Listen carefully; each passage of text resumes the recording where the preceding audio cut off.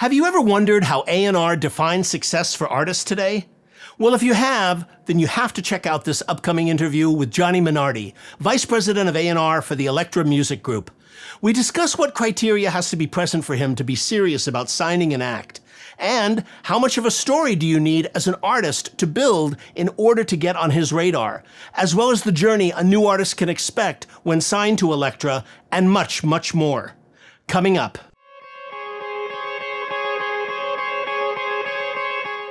This episode of the MUBUTV Insider video series is brought to you by the Music Business Registry. The Music Business Registry is the leading music industry publisher of the most up-to-date contact information for major and independent record label A&R, music publishers, artist managers, music attorneys, music supervisors, and much, much more. The Music Business Registry is the trusted industry standard and source serving the music business community for over 30 years with the most accurate and up-to-date contact information available. Their titles include the A&R Registry, the Film and Television Music Guide, the Music Publisher Registry, and the Music Attorney Registry. All of their publications are available in PDF, CSV, or online subscription. Visit musicregistry.com and use coupon code MUBUTV10 at checkout. That's musicregistry.com, coupon code MUBUTV10. When you're ready to put your music to work, musicregistry.com.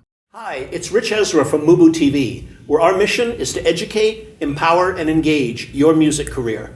We're coming to you from MuseExpo in Burbank, California, where we managed to catch up with Johnny Minardi, who is Vice President of A&R for the Elektra Music Group. Johnny, welcome. Thank you for having me.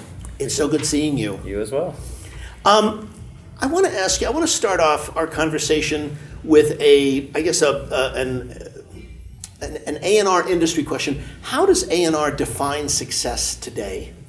I think it's different for every single artist. It depends on kind of where you start with the artist and where your goal is to go. You know, it's dependent on if they're a baby band, if they have music released, if there's any previous releases, if there's touring. I think it's, whatever metrics you use to run by. I like judging it by seeing the band play to know people and then seeing the band play to a lot of people eventually. That's usually the key to knowing that it's going in the right direction. Okay, so it's building it in the real world, fans showing up, people building that audience in real numbers. Absolutely, we always say not skipping steps. You play each venue the size up every time through town and make sure that when you're doing it, the momentum is building instead of obviously getting stale or unfortunately going backwards. But yeah, I think anything with ticket sales, with current streaming sales, etc. But yeah, absolutely, it's all about people coming out to shows. You've signed a wide variety of artists in your career. Can you talk to us about what is the criteria that you apply when you're serious about signing an artist? What has to be present for you? I mean, the number one thing is I just have to love the artist, the music, those pieces of all of it. I have to feel something. I mean, take it seriously enough to say, like, can I be with this artist for the next decade, right? Like something as heavy as that, because it's, you're in. Like you got to live it every single day. So it matters to be able to get connected enough to fall in love with the music, to understand that your goals are aligned, that the vision that they have is something you can actually help with as well. So it's kind of a balance between those things for me. Okay.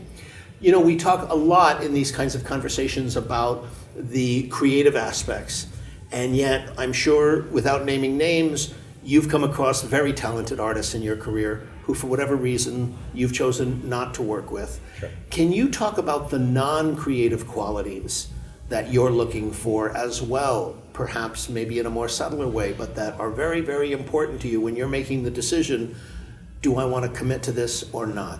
Sure, I think it's just kind of like having realistic goals. I think that's a big key to understanding, like, that it doesn't happen overnight, that it's going to get hard. We're going to make ideas and jump off together, but it's sometimes not always going to work out. And can we regroup? Can I get a sense that we're going to be in it together and we're not going to be pointing fingers in the way that it's like, look, someone's going to say something, it's valid in the relationship, and then let's lock arms and go. And if we have to pivot or we make a mistake, we do that together, and then we correct it together. Are there specific things that an artist can do to get on your radar in terms of getting your attention or bringing themselves to your awareness? Sure, I think that it's really about staying to what's true to them, finding the thing that's unique for them, finding the identity of their own project, their voice, their music. And we bump into music in a million different ways with, friends, agents, managers, just being at a show, being at a festival, whatever. So it's like the more opportunity you have to get bumped into, I think is a great thing. It's not sitting in your basement and just living on the internet. It's getting out, it's kind of going and getting bumped into in a million different places. Okay. Today, we hear so much about, I guess, data, and there's so many metrics and analytics and tools that are available both to, professionals like yourself and to the industry as a whole. How important is an artist's story when they're coming into your life to make that evaluation? Is that an important factor as to who they are and what they've done and what's going on? I think it really just shows to me like what they're willing to do in a sense of work ethic and how hard they work. And we know that we need it's really hard to get successful. So if they're not willing to do it, it's pretty easy to tell by the track record of if there isn't a story, what's the reason there isn't a story? Maybe it's brand new and that's okay. But if you've been around for a long time and don't have a story, then there's something, you kind of got to dig in and understand that and say, why aren't you doing X, Y, and Z as well as the things you're doing? So to me, the story is important depending on, again, what level the artist is at. And I think it shows the work ethic and how hard they're willing to go. Yeah, because in your answer, I'm hearing that there's a lot of criteria that an artist needs to be doing before they even get on your radar. Of course, yeah. I think it's got to be a selective process because if you signed everything, you don't have time to work on anything. So to me, it's being really sure that you feel a connection, that your goals align, because you're going to be in some really long battles to get things to the next level every step of the way. Every record, every song, every tour, all those pieces are really hard to build. Talk about how important is an artist's team when you're making the decision to pull the trigger or not as to whether to work with them. Is that an important consideration for you? I mean, it's helpful for sure. That it's to me, I look at it as like it's not the only thing for sure. It's added. It's like an added bonus when the team is great, because then you have another partner not only in the artist but in their team, and you can, their strengths really help out you, and you can supplement each other and be able to really team up. And those extra relationships go a long way when you're doing the minutia of every little piece of, radio and DSPs and touring. So a great team speeds it up, no question. I don't know if I would say it's like even that high on my list of criteria, but it does help, absolutely. Okay. So let's say you've signed an artist. Take us through the journey that they go through. They're at Elektra. I mean, what are the things that you're doing to, I guess, bring value to that relationship or to get it moving? What are the things that an artist could expect once they're signed to the label? Sure. We basically right away, we kind of dive into the music together right away, making sure that we understand the next few months of releases, if they're ready to go, taking them around, introducing them to all partners at DSPs, if it's Spotify, Amazon, Apple, YouTube, anywhere like that. And then again, going out and helping figure out the next step on touring or events or showcases or anything we can do to actually, again, find ways to bump in for fans to find them and discover them. So it could be any number of things that we would just use our current relationships and expand upon for the artist, ideally, if they aren't already, within those walls. Right. I mean, I think of things like sync and other opportunities that may exist within the label system. Yeah, I think through every department, it's getting the artist familiar with each department, and then all of those departments going out all at once. And I think that makes a big wave, like you said with sync. Even it's like being able to walk it right into a lot of networks or commercial, whatever it may be. That's a lot easier, I think, with a big team than it is for one person. So I think it's a great thing to bring up the sync. You've had a very long and successful career as an A&R executive for a young guy. And I'm curious to ask you, what are the qualities that you think make for a great A&R person?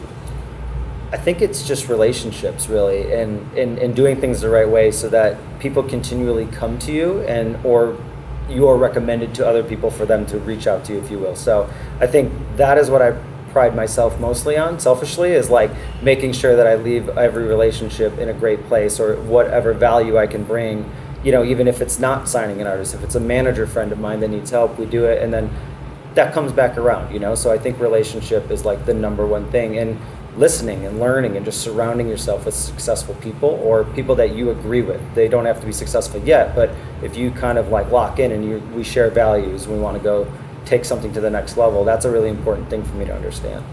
That's a very, very interesting point. Throughout your life, have there been any books or movies that you've read or seen that have really been inspirational to you professionally speaking that you could recommend to our audience? Absolutely. My favorite music book is The Operator, which is the David Geffen story, which is just unbelievable. More recently, I've read a couple. One, this book entitled Sellout, which it tracks 11 major label artists in their story of pre-major label, the chase of signing, and then the post, how it went, right? Not all of them are success stories, but it details every process of like Green Day and My Chemical Romance and At the Drive-In and all these really cool bands. So every detail of that, and it's really cool, great stories. So okay. Those two I would put out front right now are my favorites.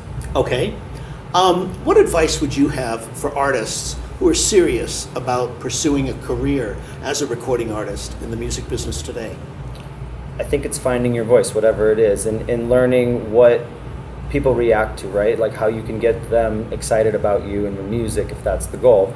Really finding something unique, and what do you do that stands out, right? And that doesn't always have to be music. A lot of it can be the surrounding story or the way that you shoot your videos or whatever it may be. Like find a way to make an impact so you can get a reaction in a way that people will come in and want to discover the rest of your catalog or stick with you as you release more or as you come through the city. So find whatever sticking point you have and really, lean into it and be yourself, because it gets to a point where it's pretty obvious that you're copying the thing that worked 2 years ago for someone else. And I think people usually probably regret that versus just kind of finding their own way. Wow. Some really great information coming from Johnny, a leading A&R executive from the Warner Music Group. So, insiders, question of the day. From this video, what were the most important takeaways that you found valuable from Johnny? Was it the specific factors that have to be present for him to be serious about signing you? Or was it the specific things that you can do to get on his radar? Or is it how much of your story as an artist factors into his decision as to whether or not he pursues signing you? Do you have any ideas or experiences that you'd like to share regarding this topic? If so, we'd love to hear from you and connect in the comments below. Thanks so much for watching this video. Make sure to subscribe to MUBUTV for more information on how to educate, empower, and engage your music career. In addition, we recently put together a free guide on the best practices to use when contacting A&R executives. This is extremely important before beginning your journey.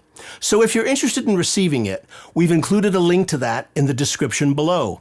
It's totally free, and it goes through the top do's and don'ts before you even think about reaching out to A&R, such as asking yourself, is my music 100% ready to go? Making sure you don't include attachments of any kind to your email, only direct links to either your Spotify or SoundCloud accounts, and much, much more. This is an incredibly crucial guide into learning the art and etiquette of connecting with the A&R community. So if you're interested in receiving that, we'll link to it in the description below. You can also check out a summary of this episode and everything we talked about in the YouTube description as well. And if you enjoyed this video, we'd really love it if you hit the like button and let us know what other kinds of videos and types of content you want to see on our channel. Hit us up in the comments below. And we'll see you in the next video.